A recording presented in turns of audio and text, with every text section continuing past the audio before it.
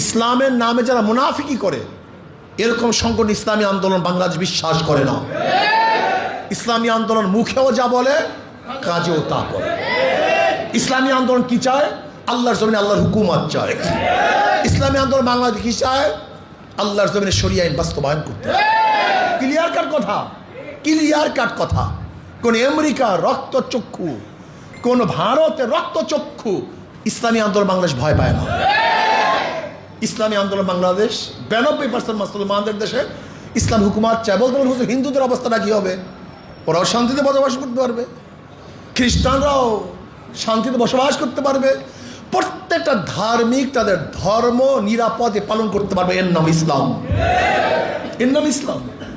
আসুন আমি খোকসাবাসীকে বলবো, আমরা বহু দল দেখেছি, বহু দলের শাসন দেখেছি। এবার আমরা সমৃদ্ধভাবে সবাই মিলে ঝিলে ইসলামী আন্দোলন বাংলাদেশে অংশগ্রহণ করি। রাজি আছেন ইনশাআল্লাহ?